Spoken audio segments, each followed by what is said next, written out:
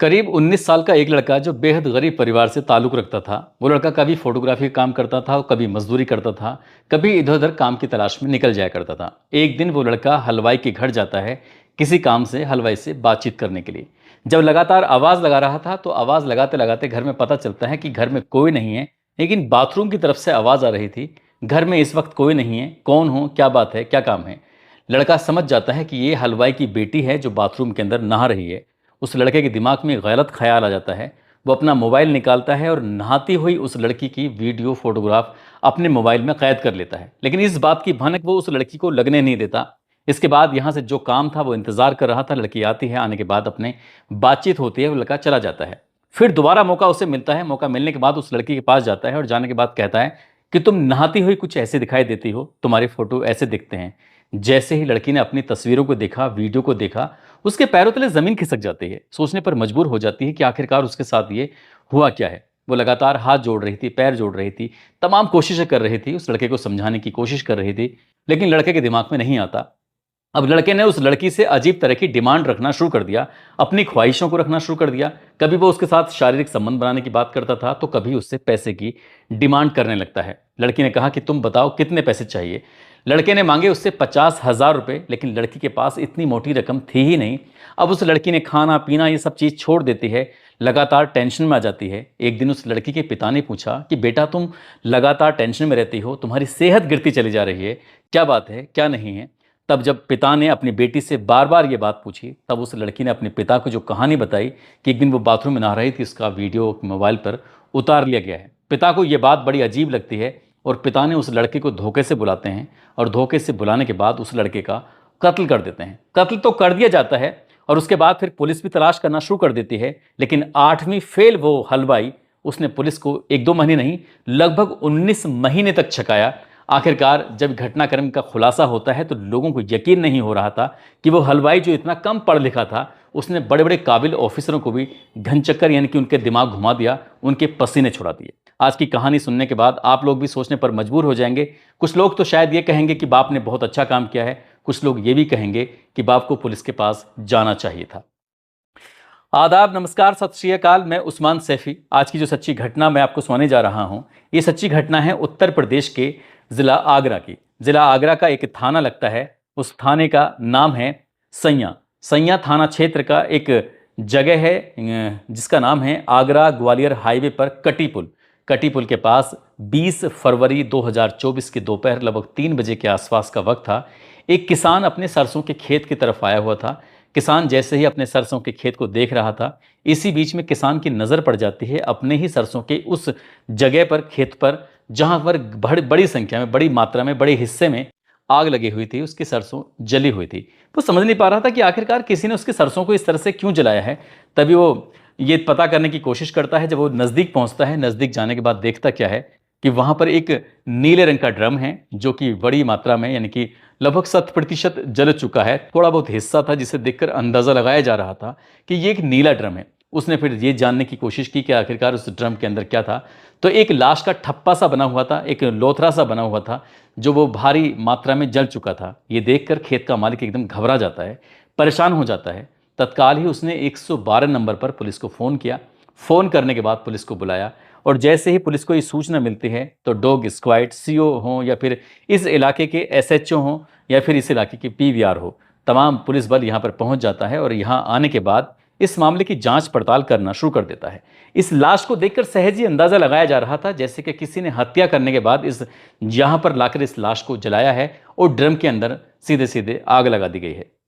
किसकी लाश है, किसकी नहीं है, पुलिस ने बस यही पता करने के लिए अपने स्तर से जो प्रयास कर सकते थे, पूरे जिले के अंदर वायरलेस कराया जाता है और वायरलेस कराने के बाद बताया जाता है कि एक अज्ञात लाश है। इसके बारे में जिस किसी को भी सूचना हो वो जल्दी से संपर्क करें। साथ ही जो आसपास के जिले थे, जो इस आगरा जिले की सीमा से सटे हुए जितने भी जिले थे, सभी जिलों को ये भी सूचना दी जाती है, वायरलेस कराया जाता है कि एक लाश मिली है और लाश किसकी है, इसके बारे में कोई जानकारी जिसके पास भी मिलती है, तत्काल ये बताए, संपर्क करे पुलिस से। अब मीडिया वालों को बुलवाया जाता है, जो सोशल मीडिया के अलग अलग प्लेटफॉर्म पर जो वीडियो बनाते हैं, साथ ही इंस्टाग्राम पर काम करते हैं या फिर न्यूज़ पर काम करते हैं, सभी को बुलाया जाता है। सभी से कहा जाता है कि ये सूचना चारों तरफ फैला दो, जिससे ये पता चल सके कि आखिरकार किसी के घर में कोई व्यक्ति, कोई आदमी गायब हुआ है, तो उसके बारे में पता चल सके। आखिरकार इसी बीच में जब पुलिस ने लगातार सूचना दी, तो सूचना देने के बाद मलपुरा थाना लगता है, आगरा का ही एक थाना है, मलपुरा का एक गांव लगता है कबूलपुर, और कबूलपुर का रहने वाला एक व्यक्ति होता है जिसका नाम लाल सिंह होता है। दरअसल लाल सिंह 19 फरवरी 2024 की ये बात है, ये थाने जाता है मलपुरा में, और जाने के बाद कहता है कि उसका 19 साल का बेटा है राकेश, जिसका नाम है राकेश। दरअसल घर से वो 18 तारीख को गया था फोटोग्राफी का काम करने के लिए, लेकिन घर वापस लौट कर नहीं आया। तभी दरोगा को याद आता है, उसने कहा कि एक लाश मिली है, वहाँ चलते हैं। यानी कि ये 19 तारीख में ये सूचना देके आया था थाने में, और 20 तारीख को, ये अगले दिन 3 बजे के आसपास लाश मिली थी। दरोगा ने इस लाल सिंह को बुलाया। लाल सिंह को बुलाने के बाद सीधा वहीं पहुंच गया, सैया थाना क्षेत्र के उसी जंगल में, उसी जगह पर जहां पर सरसों के खेत में वो लाश थी। अब उस लाश को दिखाया जाता है लाल सिंह को। लाल सिंह लाश देखता है, देख के कहता है कि साहब ये मेरे बेटे की लाश नहीं हो सकती, ये मेरे बेटे की लाश नहीं है। तो साफ साफ इनकार कर देता है। पुलिस वाले बार बार कह रहे थे कि एक बार गौर से देख लो, कुछ भी जो भी बारीक से बारीक चीज़ यहाँ पर दिखाई दे रही है, आप एक बार देख लो, हो सकता है यहाँ से आपको कुछ सफलता मिल जाए। लेकिन लाल सिंह ने साफ इनकार कर दिया। लाल सिंह ज़्यादा पढ़ा लिखा भी नहीं है, ज़्यादा होशियार भी नहीं है, गरीब आदमी है, वो ज़्यादा चीज़ों को समझ नहीं पा रहा था। पुलिस ने तमाम कोशिशें की, लेकिन वो वहाँ से चला जाता है। अब ये तो यहाँ से चला जाता है, तभी पुलिस का इसके पास दोबारा फ़ोन पहुँचता है कि जहाँ पर ये लाश मिली है वहाँ से करीब 10 किलोमीटर दूर इसके बेटे की मोटरसाइकिल भी मिल जाती है। अब मोटरसाइकिल के बारे में बताया जाता है, उसकी जो लावारिस अवस्था में पड़ी हुई थी। पुलिस वाले उस इलाके को पूरे जंगल में डॉग स्क्वाड की मदद से, आसपास के गांव वालों की मदद से, सीसीटीवी कैमरे की मदद से, सर्विलांस टीम की मदद से तमाम कोशिशें करने लगती है, और वहाँ उस इलाके में ढूंढने की कोशिश कर रही थी। उसके जितने भी दोस्त थे, जिसका नाम राकेश था, उस लाल सिंह के बेटे का, तमाम कोशिशें की जा रही थी, लेकिन वहाँ से कोई सफलता मिलती नहीं है। पुलिस ने इस लाश को कब्जे में लिया, जो जली हुई लाश थी। कब्जे में लेने के बाद पोस्टमार्टम के लिए भेज दिया। उधर इसका पोस्टमार्टम हो रहा था। इसी बीच में राजस्थान प्रदेश के जिला भरतपुर का गांव लगता है कुंभेर। कुंभेर का रहने वाला एक व्यक्ति जिसका नाम मानीराम होता है, मानीराम शर्मा। हालांकि मानीराम शर्मा तो मर चुका है, लेकिन उसके परिवार के बाकी लोग यहाँ आगरा के पोस्टमार्टम हाउस में पहुंच जाते हैं, और पोस्टमार्टम हाउस में आने के बाद कहते हैं कि साहब 9 फरवरी 2024 को हमारा बच्चा, जिसका नाम रूपचंद शर्मा है, वो दरअसल घर से लापता हो चुका है, गायब हो चुका है, जिसकी उम्र लगभग 28-30 साल के आसपास बताई जाती है।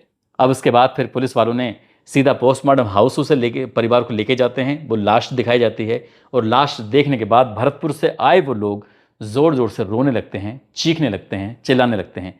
चीखते हुए चिल्लाते हुए कह रहे थे कि साहब ये हमारे ही बेटे की लाश है, जिसको हम ढूंढ रहे थे।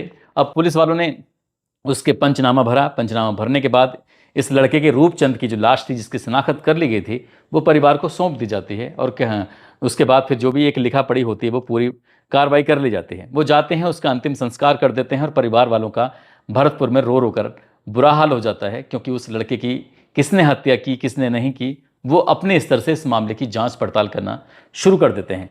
इधर जो लाल सिंह है वो अपने बेटे को लगातार तलाश कर रहा है। अब उसके बाद फिर वो आसपास के लोगों से, जो संभ्रांत लोग हैं, मजबूत लोग हैं, जो जानकार लोग हैं, जो पैसे वाले लोग हैं, जिनकी पुलिस ज़्यादा सुनती है, उनके पास जाता है। हाथ जोड़ते हुए कहता है कि साहब मेरा बेटा है, 19 साल का, राकेश उसका नाम है, कभी मजदूरी कर लेता है, कभी फोटोग्राफी कर लेता है, उसकी ढूंढने में मदद करा दीजिए।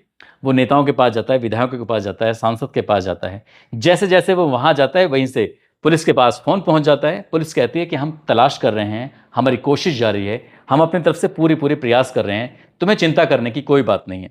दरअसल उसका बेटा 18 फरवरी 2024 को लापता हुआ था, और फरवरी निकल जाता है, मार्च, अप्रैल, मई, जून, जुलाई, अगस्त, इस तरह से लगातार ये वक्त पर वक्त आगे बीत रहा था। लेकिन जब उसकी कोई सुनता नहीं है, वो रोज़ थाने जाता था, थाने जाने के बाद बैठ जाया करता था। पुलिस वाले भी उससे बहुत ज़्यादा परेशान हो चुके थे। आखिरकार इस बूढ़े आदमी का क्या करें, जब लगातार ये आता है, बैठ जाता है। तब पुलिस वाले उसकी जब नहीं सुन रहे थे, उसको प्यार से समझा कर, डरा कर, धमका कर, जैसा था वैसा वहाँ से भेज दिया करते थे। किसी ने उसे सलाह मशवरा दिया कि आपको कोर्ट जाना चाहिए, कोर्ट जाओगे तो शायद पुलिस इसमें मामले में कुछ कार्रवाई करेगी। ये जब कई महीने बीत जाते हैं, आखिरकार जून का वो महीना था। जून के महीने में 11 तारीख थी, और 11 तारीख को कोर्ट की तरफ से एक आदेश होता है कि इस मामले में एफआईआर दर्ज की जाए, और एफआईआर दर्ज करने के बाद मलपुरा थाने क्षेत्र को यह आदेश दिया जाता है, एफआईआर दर्ज करी जाए, और इसके बेटे को जहां भी हो ढूंढने की कोशिश की जाए। जो भी प्रयास कर सकते हो प्रयास करें, इसमें किसी भी प्रकार की लापरवाही नहीं होनी चाहिए।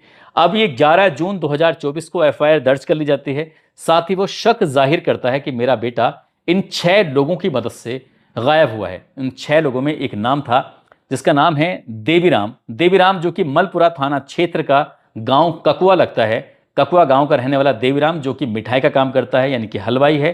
कभी कभी कचौरी भी बना लेता है तो कभी समोसे बनाता है। अलग अलग डिफरेंट डिफरेंट टाइप के वे अपने दुकान पर ये सामान बनाता है, बेचता है और इसी से उसके परिवार का चलता है। अच्छा खासा काम बढ़िया ठीक ठाक उसका चल रहा है। पुलिस वाले उन 6 लोगों को हिरासत में लेती है, उनसे बातचीत करती है, पूछताछ करती है। 5 लोगों के पास पुलिस को ऐसी कोई सबूत नहीं लगते जिसके आधार पर कह सके कि इन्होंने कुछ किया होगा। अब पुलिस के लिए प्राइम सस्पेक्ट सिर्फ एक ही व्यक्ति है जिसका नाम देवीराम होता है, जो कि हलवाई होता है। उस हलवाई से पूछताछ की जा रही थी। जो सवाल उससे कर रहे थे वो सवालों का जवाब बिल्कुल ठीक ठीक तरीके से दे रहा था। इस तरह से जून के महीने में यह एफआईआर दर्ज होती है।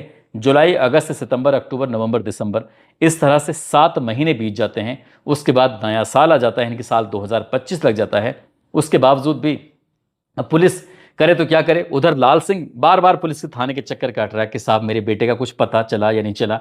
फिर से अब महीना आगे बढ़ने लगते हैं। ऐसे करते करते पुलिस को ये जानकारी मिलती है कि ये हलवाई करीब 5 साल इजराइल में रहा था। इसने वहीं पर कुछ खाने बनाने का कुछ काम किया था। साथ ही इसको साउथ अफ्रीका में भी इसका काम लग गया है। ये किसी वक्त भी साउथ अफ्रीका निकल सकता है। पुलिस के लिए ये प्राइम सस्पेक्ट था कि कहीं ना कहीं हो सकता है कि राकेश को नुकसान पहुंचाने में इसी का हाथ हो, लेकिन पुलिस के हाथ कोई सबूत नहीं लग रहे थे।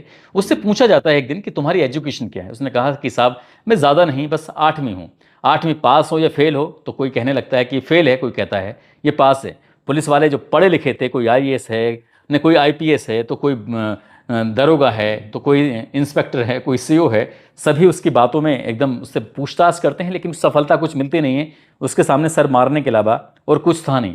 एक दिन उसका मोबाइल एक पुलिस वाले ने हाथ में ले लिया। हाथ में लेने के बाद उससे फिर पूछताछ करने लगा, बातचीत करने लगा और सवाल जवाब करते करते अचानक ही उस पुलिस वाले ने फेसबुक का मैसेंजर खोला और मैसेंजर खोलने के बाद वहां पर राकेश टाइप किया। और जैसे ही राकेश टाइप करता है तो राकेश से कम्युनिकेशन हुआ था और उससे ये पता चलता है कि राकेश से उस दिन बात हुई थी जिस दिन राकेश गायब होता है, यानी कि 18 फरवरी 2024 को। बस पुलिस की नींद यहीं से खुल जाती है। पुलिस को एक सबूत हाथ लग जाता है। अब पुलिस ने जो सीडीआर निकलवाई थी उसको फिर से बारीक से खंगालना शुरू किया तो पता चलता है कि खारी नदी है। खारी नदी में 18 फरवरी 2024 की रात को उस लड़के की भी लोकेशन अंतिम वही थी और इसकी भी लोकेशन वहां देखी गई थी, लेकिन पुलिस ने सरसरी नज़र से उस पर नज़र नहीं डाल पाई। और इसलिए फिर पुलिस ने जब सबूतों को जोड़ना शुरू किया है तो देवीराम को पुलिस ने फिर से हिरासत में लिया। और हिरासत में लेने के बाद शुरुआत में पुचकार के कि जो सच सच है वो बता दो, बाकी हम तुम्हारी मदद कर देंगे। पुलिस ने कुछ इसी तरह से हाथ रखा, लेकिन जब वो नहीं माना तो पुलिस ने फिर सख्ती से उससे पूछताछ करना शुरू किया है।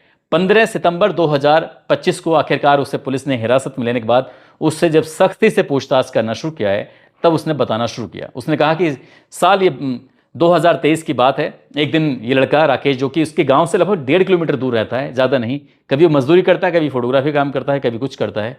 एक दिन वो उसके घर पर चलाता है, घर पर था नहीं। इसी बीच में उसकी बेटी बाथरूम में नहा रही थी।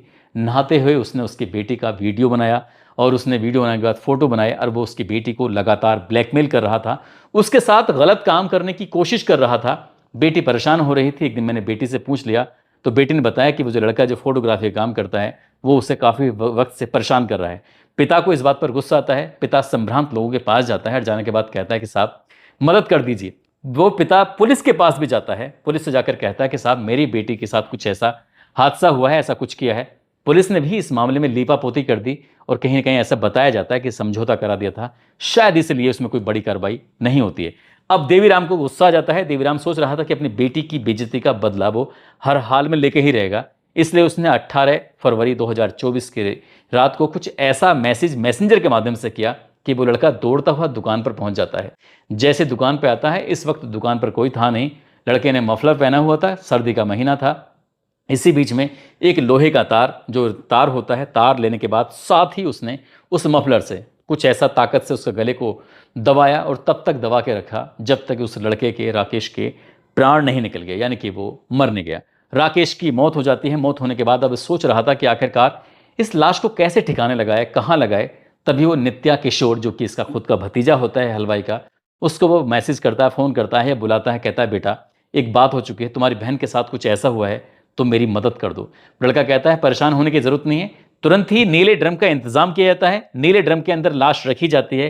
लड़का कहता है कि यहाँ से लाश ले जाने में हमें आसानी हो जाएगी कोई रोक टोक भी नहीं करेगा, ऊपर से कुछ सामान रख देंगे। जैसी प्लानिंग थी वैसे करते हैं। एक लोडर की व्यवस्था कराई जाती है और लोडर की व्यवस्था कराने के बाद उस लोडर में रखकर वो यहाँ से चले जाते हैं। लगभग 20 किलोमीटर दूर ग्वालियर आगरा हाईवे पर एक कटी पुल है। कटी पुल के पास सरसों का खेत है। सरसों खेत में ले जाने के बाद उस ड्रम को रख देते हैं। बड़ी मात्रा में वो अपने साथ पेट्रोल भी लेके आए थे, ज्वलनशील पदार्थ भी लेके आए थे। लाने के बाद जितना उसमें डाल सकते थे उतना डाल देते हैं। डालने के बाद उसमें आग लगा देते हैं। जैसे ही उसमें आग लगाते हैं, आग लगाने के बाद इसके बाद आराम से छुपकर तसल्ली से देख रहे थे। जब वो काफ़ी मात्रा में जल जाता है तो जलने के बाद उन्हें फिर इत्मीनान हो जाता है कि उस लाश को देखते हैं अंतिम रूप में। और अंतिम रूप में लाश देखने के बाद उन्हें लग जाता है कि शायद अब किसी को पता नहीं चलेगा, अब इसकी शिनाख्त नहीं हो पाएगी, पहचान नहीं हो पाएगी। लेकिन पुलिस ने आखिरकार जब उस लड़के के यानी कि मरने वाले का डीएनए कराया था तो डीएनए सैंपल इस की माँ का भी लिया गया था, साथ ही जो भरतपुर में जो लाश लेके गए थे उनका भी डीएनए लिया गया था। जब डीएनए मैच कराया गया तो भरतपुर वालों से डीएनए मैच नहीं हुआ था और इस लड़के के राकेश की माँ से उसका डीएनए सैंपल मैच हो गया था। और इसी के आधार पर ही उन्होंने इस देवीराम को पुलिस ने हिरासत में लिया और हिरासत में लेने के बाद उससे पूछताछ की। करीब 1.5 किलोमीटर दूर वो रहता है। लड़की का गांव और उस लड़के के गांव में 1.5 किलोमीटर का फासला है और 1.5 किलोमीटर का फासला तय करने में पुलिस को लगभग 19 महीने का समय लग जाता है। जब पुलिस ने इस घटनाक्रम का खुलासा किया था तो लोगों को यकीन नहीं हो रहा था। ऐसा लग रहा था जैसे कि उस कम पढ़े लिखे व्यक्ति ने दृश्यम का पहला पार्ट, दृश्यम का दूसरा पार्ट देखकर ही पूरी कहानी को रची हो। हालांकि ये कहानी पहले आ चुकी है, इस कहानी से उस कहानी का कोई मेल नहीं है। लेकिन वाकई उस देवीराम ने जो हलवाई है उसने ये जुगाड़ बिठा लिया था। साउथ अफ्रीका में नौकरी की तलाश कर ली थी। पुलिस वालों को जैसे ही बात का पता चलता है कि वो साउथ अफ्रीका भाग सकता है, इसलिए उन्होंने कहा कि तुम अपना पासपोर्ट जमा कर दो और जब तक ये केस हल नहीं हो जाता तब तक तुम यहाँ से कहीं जाओगे नहीं। फिलहाल वो सलाखों के पीछे अपनी ज़िंदगी गुजार रहा है और पुलिस इस मामले में चार्जशीट लगाकर उस बूढ़े पिता को, जो गरीब आदमी है, अपने बेटे को इंसाफ दिलाने की बात कर रही है। लेकिन यहाँ पर एक बात और है, इस पिता ने अपनी बेटी की इज्जत के लिए जो किया, कुछ लोग इस बात की तारीफ भी करेंगे। तारीफ इसलिए भी करेंगे क्योंकि वो चौकी जाता है, थाने जाता है अपनी बेटी के उस समस्या को लेकर। लेकिन पुलिस ने इतनी गंभीरता से उस मामले को नहीं लिया था, ऐसा मीडिया रिपोर्ट कहती है। यदि इस मामले को गंभीरता से लिया होता तो शायद ये कत्ल कभी नहीं होता। दोस्तों, इस पूरे घटनाक्रम को सुनाने का उद्देश्य किसी को परेशान करना नहीं है, किसी का दिल दुखाना नहीं है, बल्कि आपको जागरूक करना है, आपको सचेत करना है, साथ ही आपको बताना है, खासकर पुलिस को ये जानकारी देनी है कि आपकी ड्यूटी जिस काम के लिए लगी है उस काम को अगर पूरी शिद्दत, पूरी ईमानदारी से आप करें तो शायद ये दिक्कतें, परेशानी जो होती हैं, हम जो आए दिन कानून पर उंगलियां उठाते रहते हैं, क्योंकि कानून किसी भी अपराधी को इसलिए छोड़ देता है क्योंकि पर्याप्त सबूत नहीं होते। यदि पर्याप्त सबूत, एक एक चीज को बारीकी से जांच पड़ताल करके अदालत में सबूत रखे जाएं तो कोई भी अपराधी छूट ना पाए। इसलिए पुलिस की बड़ी लापरवाही रहती है। जो 20-20 साल पुराने केस चलते रहते हैं, 10-10 साल पुराने केस चलते रहते हैं और बाद में अदालत कहती है कि सबूतों का अभाव में हम इन्हें छोड़ देते हैं। इसलिए पुलिस को प्राथमिक तौर पर अपनी जिम्मेदारी का एहसास करना चाहिए। इस कहानी में भी करना चाहिए था। जाते जाते तेजा कन्वर हैं, साथ ही अकरम शेख हैं और आफ्ताब आलम हैं। आज इनका जन्मदिन है। इनको जन्मदिन की ढेरों सारी शुभकामनाएं, बहुत बहुत मुबारकबाद। कुछ लोगों ने नाम लेने की अपील की है, जिसमें इमामुद्दीन खान हैं जो कि यूएई में रहते हैं। साथ ही मेरी इनसे बात भी हो रही थी मैसेंजर के माध्यम से। आज मैसेंजर के माध्यम से घटनाक्रम का खुलासा हुआ। वो कहते हैं कि तुमने नेपाल की जो कई कहानियाँ सुनाई हैं उसमें कुछ गलतियाँ हुई हैं, उसमें कुछ मिस्टेक हुई हैं। दोस्तों, मैं भी अपने जो सोर्सेस हैं, जो आसपास के लोग रहते हैं या फिर पुलिस वालों से या फिर और मीडिया वालों से, साथियों से ऐसी जानकारी जुटाने की तमाम कोशिश करता हूँ। हमारी टीम जानकारी जुटाने की कोशिश करती है। नेपाल में मेरा कोई सोर्स नहीं था। यदि वहाँ नेपाल की कुछ कहानी में कुछ ऐसी गड़बड़ हुई है तो उसके लिए मैं दिल से सॉरी बोलता हूँ। और इमामुद्दीन खान, आपने एक एक चीज़ को इतनी बारीकी से देखा, इसके लिए मैं आपको सैल्यूट करता हूँ, धन्यवाद देता हूँ कि आपने खामियाँ बताई हैं। साथ ही महफूज अंसारी हैं, बलराज सिंह हैं, मोहम्मद जमील हैं, मकीन गुज्जर हैं, ऋषि धानुक, प्रतिभा हैं, अंकुल सिंह, हाशिम सिद्दीकी, सतीश चंद्रा एडवोकेट, सूर्यकांत वर्मा, बंटी सिंह, संगीता राजपूत, मुमताज सैफी, रिंकी रानी, जगत राजवंशी, राजीव बंसल। आप सब लोग अपना ख्याल रखें, सुरक्षित रहें। जय हिंद, जय भारत।